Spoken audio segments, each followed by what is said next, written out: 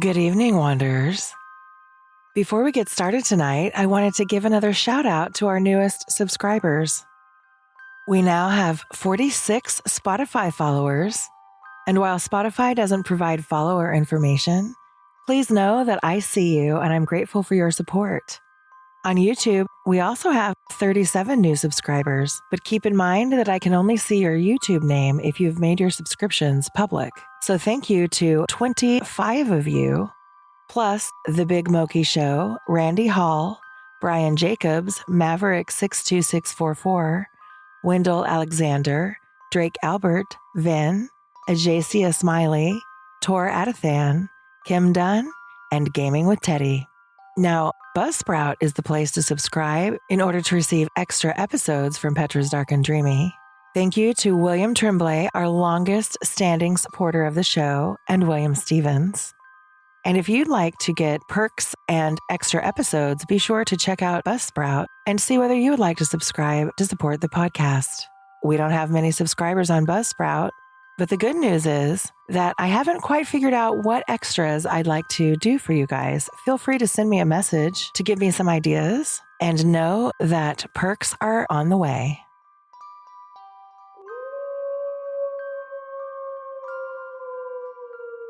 Welcome, Wanderers of the Night, to Petra's Dark and Dreamy, where shadows dance and dreams drift through the twilight. I'm Petra, your guide through this realm where the boundaries of reality blur and the mystical becomes tangible. Tonight, we plunge into the depths of the unknown, exploring stories that shimmer in the darkness and ideas that echo through the silence. So find a cozy nook, let the world outside fade away, and prepare to embark on a journey where the night is always young and the dreams are endlessly alluring. Are you ready to embrace the dark and the dreamy? Then let's begin.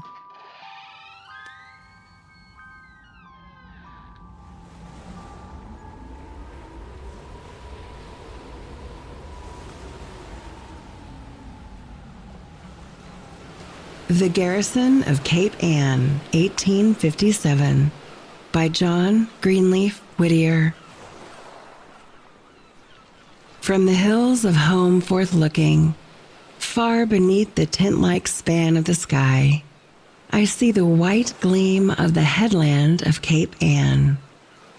Well, I know its coves and beaches to the ebb tide glimmering down, and the white-walled hamlet children of its ancient fishing town. Long has passed the summer morning, and its memory waxes old, when along yon breezy headlands with a pleasant friend I strolled. The autumn sun is shining, and the ocean wind blows cool, and the goldenrod and aster bloom around thy grave, Runtoul. With the memory of that morning by the summer sea, I blend a wild and wondrous story by the younger Mather penned. In that quaint Magnalia Christi, with all strange and marvelous things heaped up huge and undigested like the chaos Ovid sings. Dear to me these far, faint glimpses of the dual life of old, inward, grand with awe and reverence, outward, mean and coarse and cold.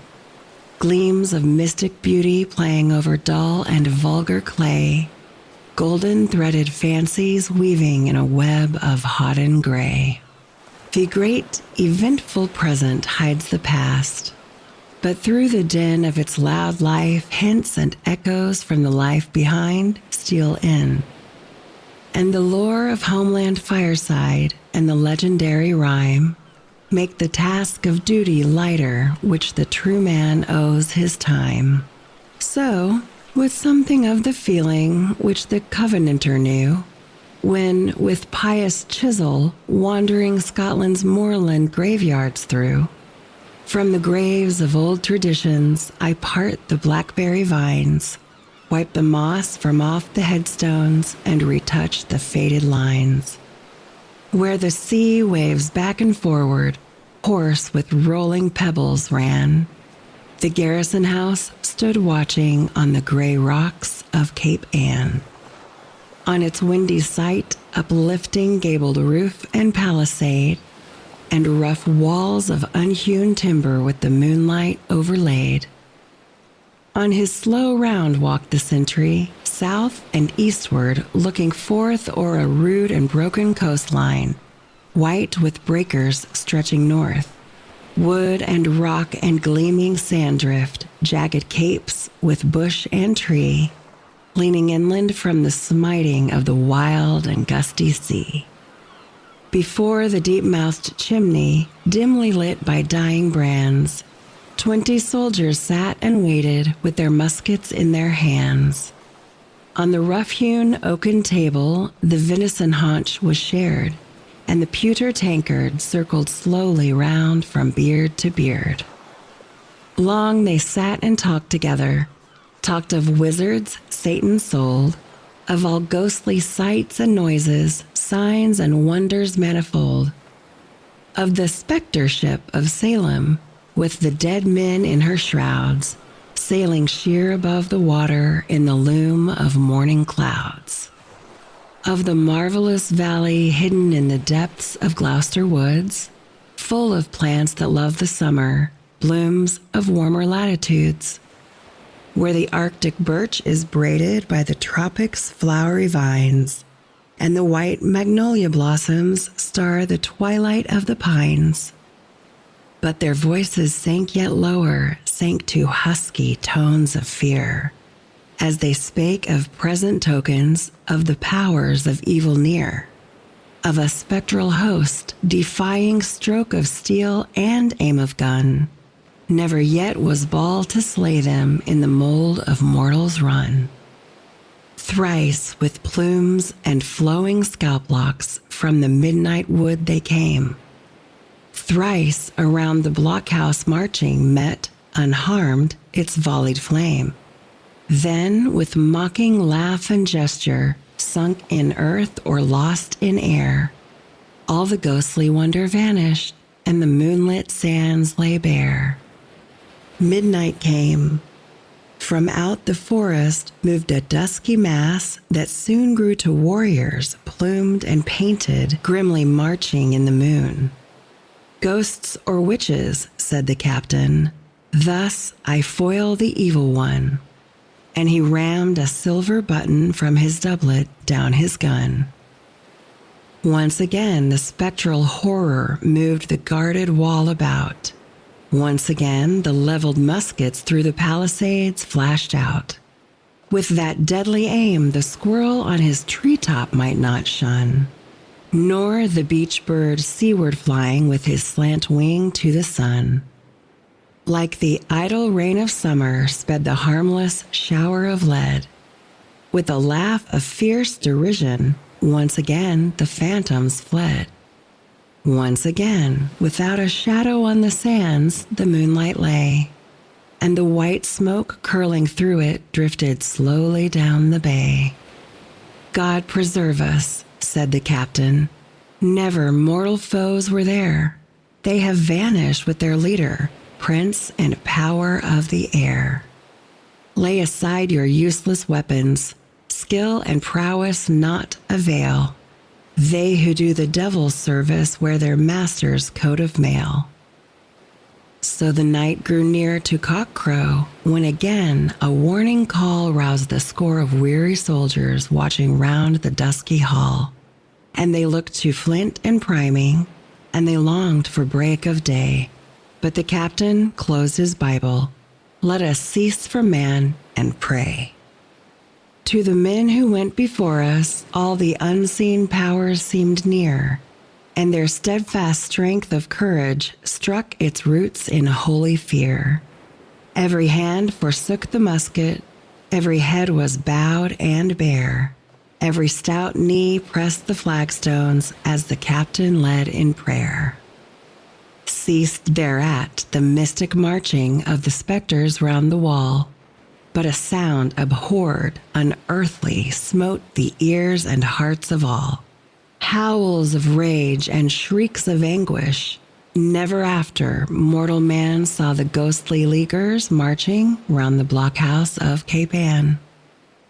So to us who walk in summer through the cool and sea-blown town, from the childhood of its people comes the solemn legend down. Not in vain the ancient fiction, in whose moral lives the youth and the fitness and the freshness of an undecaying truth. Soon or late to all our dwellings come the specters of the mind, doubts and fears and dread forebodings in the darkness undefined. Round us throng the grim projections of the heart and of the brain, and our pride of strength is weakness, and the cunning hand is vain. In the dark we cry like children, and no answer from on high breaks the crystal spheres of silence, and no white wings downward fly.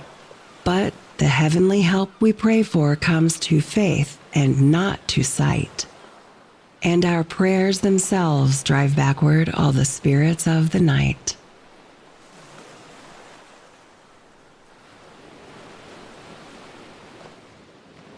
Annabell Lee by Edgar Allan Poe.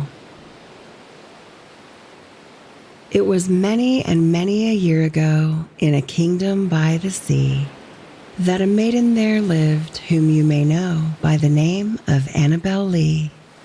And this maiden, she lived with no other thought than to love and be loved by me.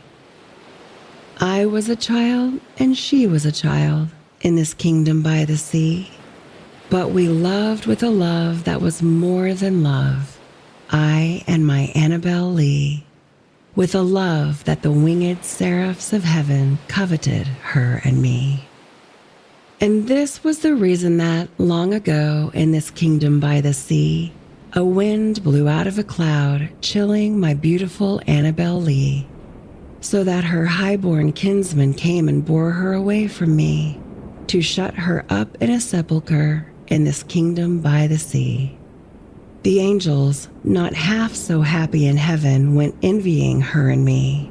Yes, that was the reason, as all men know in this kingdom by the sea, that the wind came out of the cloud by night, chilling and killing my Annabell Lee.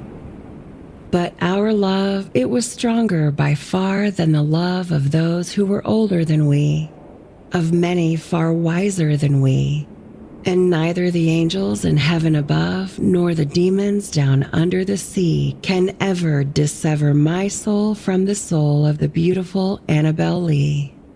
For the moon never beams without bringing me dreams of the beautiful Annabell Lee, and the stars never rise but I feel the bright eyes of the beautiful Annabell Lee. And so all the night tide I lie down by the side of my darling, my life and my bride, in her sepulchre there by the sea, in her tomb by the sounding sea.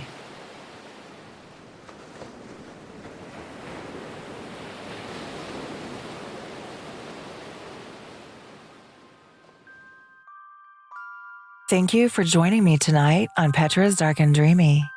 Be sure to like, follow, and subscribe to show your support for the show. If you are one of the first 100 subscribers, you can request your favorite literature read by me, Petra. Also, please leave a review on your favorite podcast platform or on YouTube, wherever you happen to watch. See you next time.